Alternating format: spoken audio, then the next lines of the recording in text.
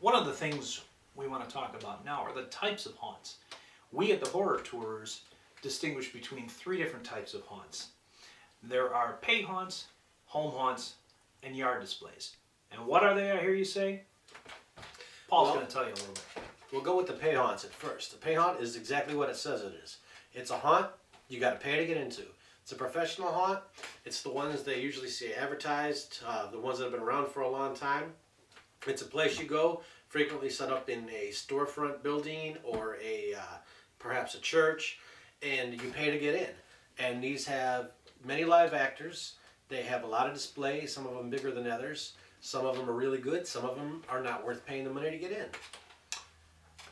That's a pretty good summation of what a pay haunt is. And like Paul said, just to add a little bit to that, our main distinction here at the Horror Tours is the fact that you pay to get in.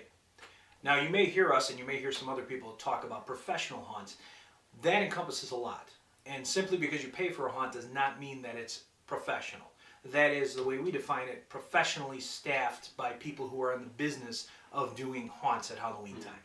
So when we talk about a pay haunt, this could encompass anything from professional organizations like, let's say, Dream Reapers, who were in the business for 20 years. Or JCs. Or, yes, it could encompass something like the JCs, other fraternal organizations, municipal organizations, fire, police organizations, park districts, anything like that where people get together, be they volunteers or paid people, to do a pay haunt. So our main criteria, we have one main criterion for distinguishing a pay haunt, and that is the obvious one. You pay to get in. That does not count donations. I want to make that very clear, because when we talk about home haunts and or yard displays, we will be talking about donations. So pay haunts are mandatory. They're not voluntary. Again, simply you pay to get in, no matter where it is. And the second type of haunt that we visit? That would be a home haunt. Why don't you explain what a home haunt is, Paul? A home haunt is somebody sets up at their house or the garage, their yard, a haunt, something to scare you, and it has live actors. It has decorations usually, but it has live actors, people that will actually come out and try to scare you. Yes.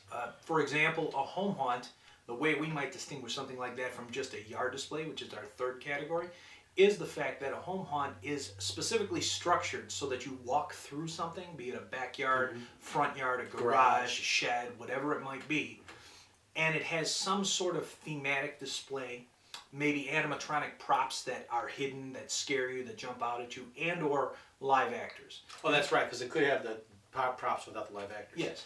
And in addition, it has a set entrance and a set exit that normally you're guided through. In other words, there may be somebody at the door that allows you to go in or just points like you in the right direction. Yeah, something like a rope that says come this way. So sometimes you might encounter this, particularly if you're looking online. You might see somebody say that they have a home haunt, when in reality they actually mean yard display. And they're using the term home haunt because they're decorating their house.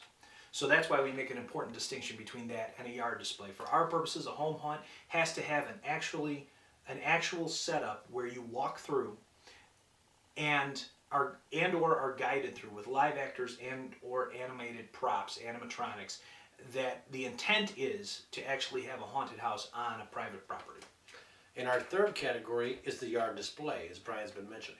The yard display is usually there's nobody there. There might be somebody operating some kind of animated things that might try and scare you, but usually there's nobody there. You just pop up to somebody's house and you look. There's decorations, there's creatures set up.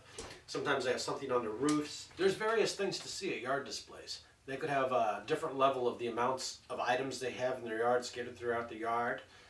They could have different things. You might even see something inside of their house that's part of the display through a window. And some of them range from static displays in a small yard to very elaborate displays. But again, the main distinction between a yard display and a home haunt is that they do not have the haunt walkthrough. They do not have that kind of walkthrough. So you may walk through somebody's front yard, let's say, and you see a lot of props.